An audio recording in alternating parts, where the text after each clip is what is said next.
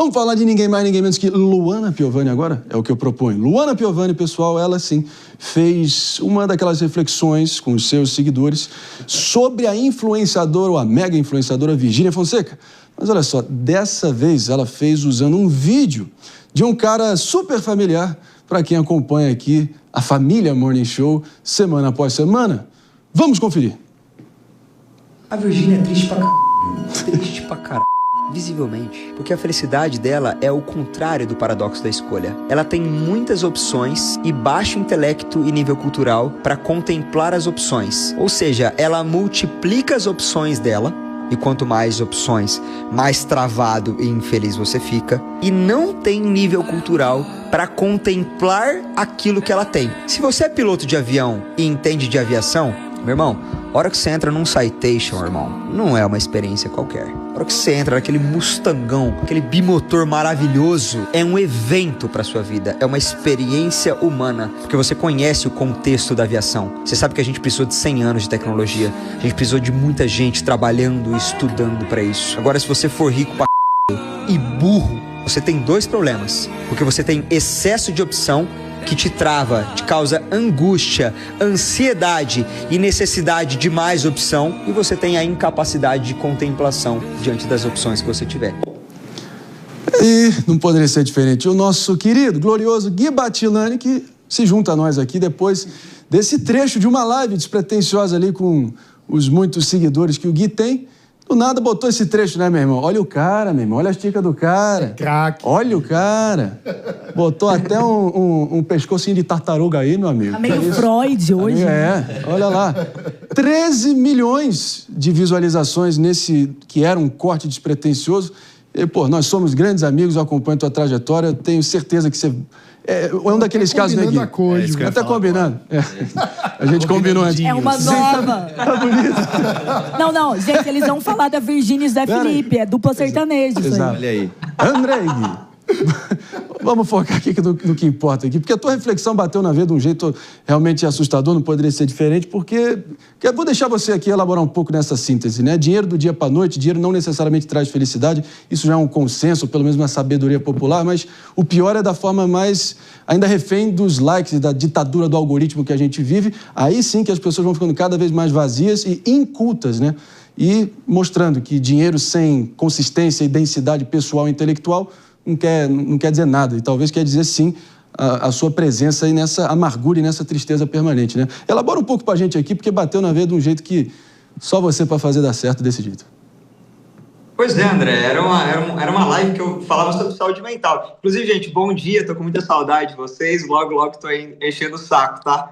Era uma live despretensiosa que eu tava fazendo, e o foco da live era saúde mental de fato. Inclusive, eu cito a Virgínia numa passagem muito rápida da live. A ideia da live não era falar dela. Mas, enfim, a mulher é uma máquina mesmo, né? Eu postei o vídeo de maneira despretensiosa, está com 3 milhões, porque, naturalmente, comecei falando dela. Mas, de fato, o problema é que a gente consome muito conteúdo das pessoas, e como é um conteúdo completamente selecionado, a gente tem a impressão de que a vida delas é perfeita e que a nossa não é. Então, se eu tiver o avião que ela tem, serei feliz. Se eu tiver o carro que ela tem, serei feliz. Se eu morar na casa que ela mora, serei feliz. E a gente não faz a menor ideia o que acontece nos bastidores. E, cara, você, a gente convive com as pessoas que têm essas vidas muito intensas, com muita exposição, com muita informação. Cara, lá nos bastidores a gente sabe que essas pessoas são muito mais tristes do que felizes. Essa vida muito intensa, carregada de emoções, ela gera um vício muito grande que, quando você não está vivendo grandes emoções, você acha chato, pacato, entediante. E imagina a situação dessa mulher, que é a nossa vida multiplicada por 100. Então deve ser difícil conviver, deve ser muito difícil ser ela, e os bens materiais que ela tem não asseguram felicidade nenhuma, asseguram no máximo conforto e vício em mais bens materiais ainda. Então a ideia da minha aula naquela live, André, era falar, gente, acorda para a vida. Se você tiver pouca coisa e ter a capacidade de contemplar, curtir, aproveitar o pouco que você tem, é muito mais saudável do que se você tiver muita coisa e não entender de bosta nenhuma daquilo que você tem. Então foca em curtir o que você tem, entender o seu mundo, do que ficar cuidando da vida e do mundo de outras pessoas. Meus amigos, tá difícil discordar, né? Riqueza relâmpago e ficar refém do engajamento das redes sociais tá longe de ter qualquer importância quando o que realmente está por trás de toda esse luxo, essa opulência é algo oco, vazio, e que é esse vazio que te consome, que te destrói, não tem jeito. E vou agora com o David Tasso, Gui, para a próxima pergunta. Não, eu fico refletindo sobre felicidade, inclusive vindo trabalhar esses dias eu fiquei pensando, né? Eu passo sempre aqui no meu trajeto por um botequinho e sempre tá aberto, quarta-feira, terça, com as pessoas ali bebendo uma cerveja, jogando uma sinuca, e eu vejo uma felicidade naquelas pessoas que eu falo assim, puxa, parece que assim, a gente... Você ia parar no boteco quase. Não, eu fico pensando assim, olha, como essas pessoas são felizes, eu indo trabalhar, às vezes estressado com o trânsito, tudo, então a gente fica muito sobre se a riqueza traz a felicidade de fato ou não. Como a gente vê, o Zé Felipe hoje, ele tá chorando, até chorou no primeiro show após a separação com a Virgínia. Inclusive, se você me permite aqui, em nome da precisão, temos a imagem, inclusive, aqui do Zé Felipe desse momento. Vamos conferir aqui. Vou chorar também. Temos, minha diretora.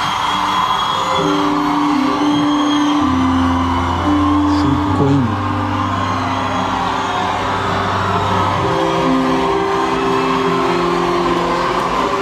Inclusive, pessoal, fica nítido para todos verem que o Zé Felipe foi incapaz de conter toda a emoção durante a primeira apresentação dele após o anúncio desse término instagramável e agora, enfim, ali claramente comovido diante de toda essa repercussão. Gui, tem teorias da conspiração aí se aparecendo, né? Virgínia, inclusive. Filmado pela própria Virgínia, esse é o ponto. É no Instagram da Virgínia e Obrigado. O texto era... Perfeito. Sim. O Zé se emocionou. Nossa, gente, o Zé se emocionou. Bom, Gui, inclusive, você vê nisso, você acha que é pra valer, eles vão manter, vão bancar, ou é tudo uma jogada de marketing porque o Dia dos Namorados tá logo aí do outro lado aqui, logo no horizonte próximo? André, eu acho que qualquer coisa que aconteça vai confirmar a minha hipótese, Sim. sabe? Se for uma estratégia de marketing, que vida horrível que você tem. Você precisa se divorciar publicamente do seu marido para se manter no hype e para se manter na boca do povo. Que vida horrível. Se eles de fato forem se separar e não voltarem mais, eu estava correto de novo. Era um casamento que estava triste, que era uma vida chata, que era uma vida... Não chata, mas era uma vida triste. E uma explicação que eu dou para todo mundo, e eu queria aproveitar essa audiência para dar essa explicação com natureza de saúde mental para todo mundo.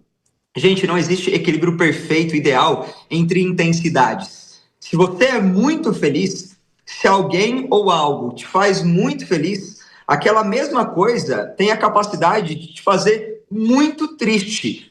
Não tem como algo te fazer muito feliz e você ter uma vida muito intensa para o bem e para o mal ser tranquila e razoável. Se você escolhe ter uma vida tão intensa quanto é a deles, o seu nível de tristeza é tão intenso quanto o deles. Por isso que o pessoal, que o David citou, muito bem citado ali na fala dele, é tão boa, porque a vida dessas pessoas é contínua. E é continuamente saudável e feliz. E os níveis de oscilações são muito baixinhos. O cara ganha um joguinho de sinuca, ele tá feliz pra caramba, entendeu? Aí não tem grandes acontecimentos para ele ficar triste pra caramba. Do ponto de vista de saúde mental, a vida pacata é muito melhor do que essa vida intensa. Muito bom. Vou até...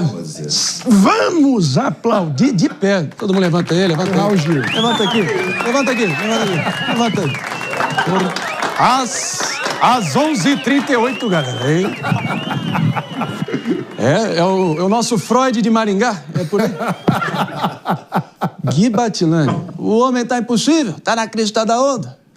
E só para finalizar, eu vou deixar você finalizar então. Eu acho essa reflexão uma das coisas mais valiosas do nosso tempo, porque a gente tem o excesso de estímulos o tempo todo, né? A gente tem o excesso de informação à disposição e se a gente não conseguir filtrar, se a gente não conseguir ter clareza do que é que faz sentido ou não pra gente, a gente é levado pelas circunstâncias, pela maré de excesso de estímulos e fica completamente à deriva, né? Então, a minha pergunta pro Gui é como começar a fazer esse filtro? Como diferenciar o que é um estímulo externo positivo ou daquilo que não faz nenhum sentido para você e é melhor deixar que simplesmente flua com o mar?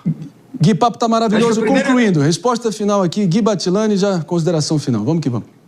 Acho que a primeira coisa é selecionar muito bem quem você segue nas redes sociais. Se você segue pessoas que o modus operandi do trabalho dela é a ostentação, para de seguir essas pessoas. Para imediatamente de seguir essas pessoas. Porque o nosso cérebro não tem essa capacidade racional de assistir a algo e pensar, isso aqui, na verdade, não é assim. Não tem como. Então, seja racional para selecionar as pessoas que você segue. E saia um pouco do celular e vai viver a vida real, olhando para as pessoas que verdadeiramente estão à sua volta e não as pessoas que estão distantes, montando o conteúdo delas. Saudade de você, mano, saudade de todo mundo. Já tô aí de novo, gente. O Freud de Maringá, o guru da Luana Piovani, o meu amigo, meu irmão, tirando onda, mais do que merecido, sucesso, porque realmente você está cada vez mais aí conseguindo refletir o que as pessoas estão precisando ouvir e dando os papos retos, por mais incômodos que eles possam ser. Gui Batilani é o nome dessa fera, está aqui com a gente. Obrigado demais, meu irmão. A gente conta com a tua presença aqui o quanto antes. Valeu! No momento que a gente parte para um rápido break, tá, pessoal? Só para quem está nos ouvindo pela rede Jovem Pan de rádio, na frequência aqui da nossa Jovem Pan, a gente volta para vocês já. E seguindo aqui, continuando nessa reflexão, pessoal, que a gente está propondo aqui dessas influências impostas sobre as pessoas, né, esses fatores exteriores, vocês já devem ter percebido a presença do neurocomunicador desse Brasil, professor William Borghetti. Fera braba, diferenciado, está aqui com a gente para a gente seguir aqui, enfim, explodindo das ideias e propondo reflexões importantes. E o caso concreto que eu quero aqui pautar a nossa próxima discussão, professor, vem do interior de São Paulo, tá, onde 7 universitários foram hospitalizados em coma alcoólico depois de um daqueles trotes universitários, tá? E aí que entra exatamente a reflexão que a gente vai propor. Por que os jovens são tão facilmente influenciáveis, né? Claro que para esse debate ninguém melhor do que o neurocomunicador do Brasil, William Borghetti. Muitas camadas para a gente seguir, enfim, aqui destrinchando, mas você que vai ditar o tom, vai que é sua. Muito bom. Vim até com a minha camisa do caramelo aqui, minha blusa, para homenagear o amarelo. O amarelo. Boa. Cara, eu vou até fazer um gancho no que o Gui Batilani disse antes daqui da minha entrada, que é exatamente essa coisa do estímulo que você vai tendo e do ambiente que você vai vivendo. Uhum. E o adolescente, ele é extremamente suscetível ao ambiente que ele está conectado, e principalmente se, para que ele seja aceito, ele precise fazer alguma atrocidade, alguma doideira. Então, esse exemplo imagina, para entrar num coma alcoólico, tanto de coisa que você tem que fazer, né? Não é um minuto fazendo algo. Então, tem que ser uma coisa constante. E, de fato, isso aí é pelo pertencimento. Não tem jeito, né? E é um risco, né? Eu lembro de um rapaz que virou uma garrafa de pinga e acabou morrendo, assim, de uma forma imediata, né? Ele ingeriu 1 litro de pinga e acabou morrendo. Então, assim, gera riscos também, né? Total. E tem uma questão aqui também que a dopamina, que é essa química da motivação, ela é insaciável. Então, usando de novo... Cada vez mais, né? Ele falou assim, o cara ganha na sinuca, ele tem um pico ali, ele fica feliz, é legal, é controlável. Se você pegar esse cara e levar ele, dar um carro importado e ele andar de helicóptero e tal, a dopamina dele se adapta muito fácil. Só que daqui a pouco andar de helicóptero e de carro importado se estabilizou. É isso. Então ela é insaciável. Ela é insaciável. Quem dorme na rua sonha em ter um colchão. Quem tem uma casa boa sonha em ter 2 casas. Então é sempre uma busca contínua e aí vai dando esse tipo de problema, principalmente para os jovens. Mas, sabe que eu tenho uma tese, assim, de algumas leituras que eu fiz sobre os jovens, né? Por que eles estão tão assim a ponto de arriscarem suas próprias vidas para agradarem ali aquela claque, aquele grupo. E eu acho que isso tem uma correlação muito grande com as redes sociais. Porque ser gostado, ser adorado, o like é o commodity de toda uma geração nos últimos 10 anos. Então você quer ser aplaudido, você quer ser gostado. E eu acho que existe um caráter muito importante dos pais, das figuras de autoridade, ensinarem aos jovens que é importante que eles não sejam gostados também. Que não é só sobre agradar, sabe? Eu acho que a gente vive num mundo de ser muito agradável, de ser muito gostado, de ser muito aplaudido, de ser muito querido, sabe? E no final das contas, eu acho que isso cria crianças muito fracas, que por aprovação são capazes de arriscar sua própria vida, são capazes de fazer qualquer coisa. Porque afinal de contas eu preciso ser amado. Se eu tivesse tivesse filho, eu criaria com a cabeça de que ser odiado também é muito bom, ser odiado também tá tudo bem. Porque no final das contas é tanta gente querendo agradar que o mundo tá insuportável. Mas eu sou assim, particularmente. Eu não sinto a mínima necessidade. Gostaram de mim, não gostou? Problema seu, Mas sabe? para isso você precisa ter a base muito sólida de um amor, né? Ou seja, você não precisa do amor de qualquer um, porque você tem um amor fundamental. Sim. Mas muitas vezes o laço familiar gera uma insegurança. E tem na adolescência, sobretudo, o momento em que a pessoa quer se diferenciar daquele laço original.